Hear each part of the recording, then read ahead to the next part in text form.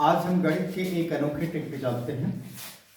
इसमें हमें देखना है कि क्रमागत एक से प्रारंभ होने वाली प्रत्येक संख्याओं के वर्ग का योग, अर्थात 1 का वर्ग धन 2 का वर्ग धन 3 का वर्ग धन 4 का वर्ग धन 5 का वर्ग धन 6 का वर्ग, और इसी तरह से क्रमशः आने वाले चाहे जितना भी संख्या प्राप्त हो उन संख्याओं के वर्गों का योग कैसे आसानी से प्राप्त किया जा सकता है, इसको हम एक ट्रिक के माध्यम से बताने जा रहे हैं। तो सबसे पहले इस कॉन्सेप्ट को समझिए कि 1 से प्रारंभ होने वाली यानी प्रथम संख्या के वर्ग से प्रारंभ होने वाली प्रत्येक क्रमागत संख्याओं के वर्गों का योग क्या होगा।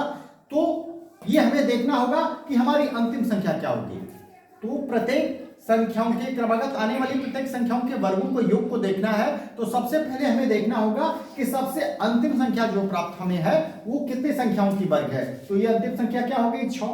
तो सबसे पहले हमें लिख लेना होगा 6 गुणे, और 6 के बाद उसमें 1 जोड़ दीजिए। तो 6 में 1 जोड़ेंगे तो कितना होगा, 7। गुणे क्या कर लेंगे, 7। अब क्या करेंगे, अंतिम संख्या 6 थी और उसमें 1 जोड़े तो अगली संख्या प्राप्त हुई 7। तो 6 गुणे 7 हुआ। अब फिर क्या कर देते हैं, उसमें 6 और 7 को जोड़ करके उससे गुणा कर देते हैं।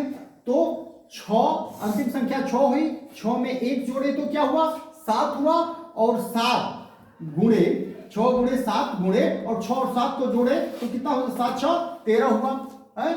तो इन प्रत्येक संख्याओं का गुणा करके उसमें 6 से यदि आप भाग दे देंगे तो जो इन संख्याओं के वर्गों का योग होगा वही आपको आसानी से प्राप्त होगा।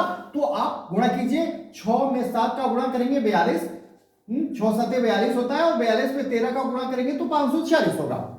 उसमें आप क्या करें, 6 से भाग दे देंगे। 6 से भाग देंगे तो भाग कितनी बार जाएगी, 91 बार जाएगी है। 6 9 54 और 6 1 6, यानी इन सभी संख्याओं के वर्गों का योग कितना हुआ, 91 हुआ है।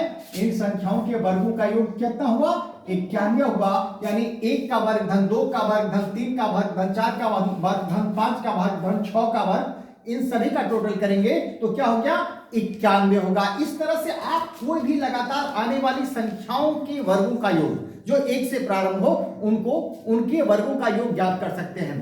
कैसा लगा, कमेंट करें और हमको बताएं।